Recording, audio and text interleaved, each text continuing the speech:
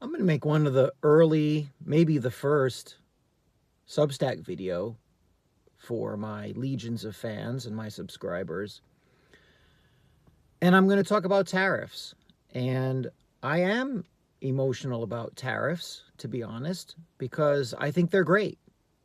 And for me, it's like my birthday every day. I feel like it's Christmas morning when I wake up and I can just feel and smell the tariffs in the air. I just can't get enough. And I say that because this is one of those corny, teachable moments that they talk about in teacher school, because you get to the start of what I talk about when I say the private first class William Santiago moment. And that's from the movie A Few Good Men, where Tom Cruise verbally railroads, he rhetorically manipulates, and then verbally forces the Jack Nicholson character, Colonel Jessup, into a corner. Because the top brass in the military, right? PFC William Santiago was killed in a hazing accident, right? He was a weaker Marine.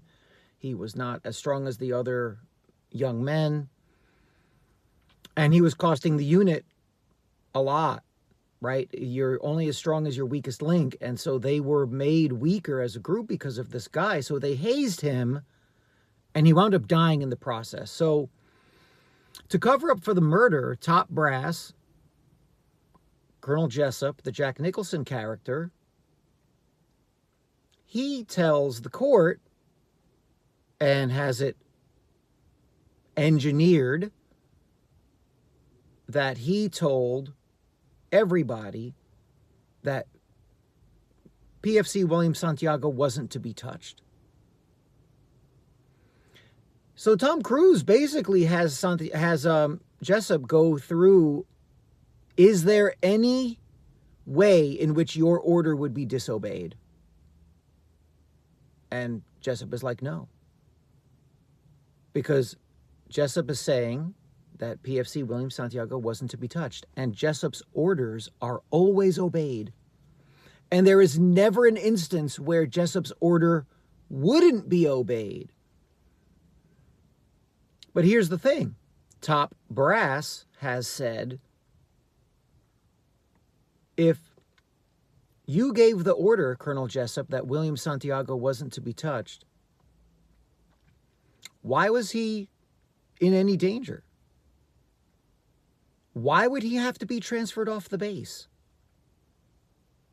You see where I'm going with this? You get to these points in our world, and I use this often with students, where we have to navigate the world we're in and it gets complicated. And sometimes just one of these PFC William Santiago questions does the job.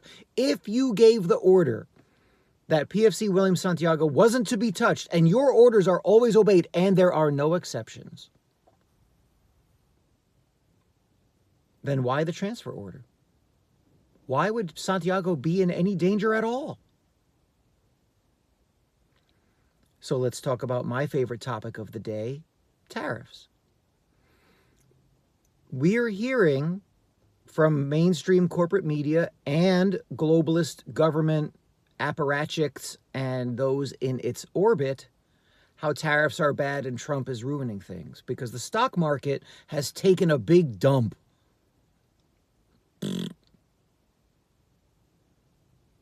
Okay. If this is a big deal, then why, when the stock market went up, I don't know, somewhere between 40 and 60% in Trump's first term, why were those people saying that the stock market was not a good indicator of the economy? There's a question for you. Here's another one. 10% of Americans have some kind of major stake in the stock market because of 401ks and retirement plans. 10%. 90% do not. So if not only is the stock market not a good indicator, as you said back in 2018 when Trump was talking up the stock market, and 90% Main Street has nothing to do with the stock market. Why are we hearing about the stock market all the time now, and the fact that it's going down is bad? Right? 1% of the United States owns 50% of the stock market. That's the ultra elite. The 1%, right? Remember how you were voting and following Bernie Sanders because he was going after the 1%? Yeah, well, the 1% is hurting. If you don't like the 1% and you don't want the 1% to benefit at the benefit of others, and this is hurting the 1%, why are you upset? And I mean you. I know why the elites are upset. I know why the globalist horde is upset. I understand why the top of the pyramid is upset. I get that. I don't understand why you're upset. Oh, tariffs are bad. Okay, then the other countries that have tariffs on us, are they bad? There are products that come from the United States that get slapped with a 200% tariff by Canada. Are they bad? Is that an act of war, which is what we're hearing? We are hearing that tariffs are an act of war. The clowns and doofuses on CNBC and Fox and the New York Times, globalists now really past their prime, way past their expiration date, oddballs like Larry Summers are telling us that tariffs are an act of war. Did Canada declare an act of war on the United States? Or Vietnam? Have you looked at tariff rates from them?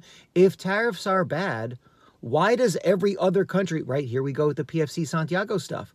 If tariffs are bad and an act of war and all the negatives that you're hearing now, why do the other countries put them on us? And why haven't you been angry about that until you were told to be angry 4 days ago? This is the kind of stuff we do in class. This is the kind of stuff I walk teenagers through. And while the teenager of today is addled by its phone and it can't concentrate and it has very, very little intellectual curiosity, they're not all like that. Some of those teenagers get it.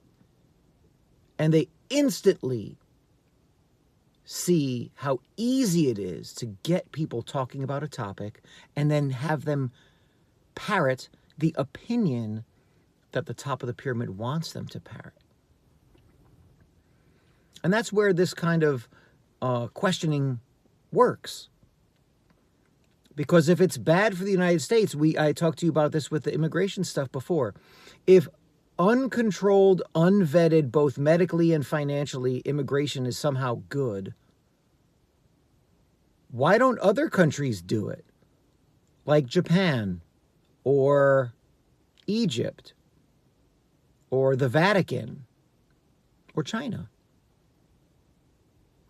If it's great and it's a net good, why doesn't everybody do it?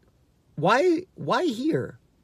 You see what I'm saying? And this is the kind of thing with tariffs. So yes, I like tariffs. They're exciting. Finally, the United States is pushing back. And if you look at who has a trade deficit and a trade surplus, Trump is playing it nicely. He's also playing you nicely because this is the Trump way. He's announcing absurdly high tariffs. The stuff he says, way too high. But that's a negotiating tactic already. And today's Tuesday, April 8th. Already, countries are capitulating and they're like, look, we'll do this if you lower this, and that's how it's going. And it's already happening. So when you listen to your elders or somebody is saying something that's the topic of the day and they're all hyped about it, maybe just ask yourself some questions. Sit and wait for a little while, especially in today's world where the news moves much too fast and people get emotional about all kinds of craziness. Just wait. Ask yourself some questions. Ask questions of the people who are kind of getting goofy and see what you can find out. And that's the method we use in Room 108.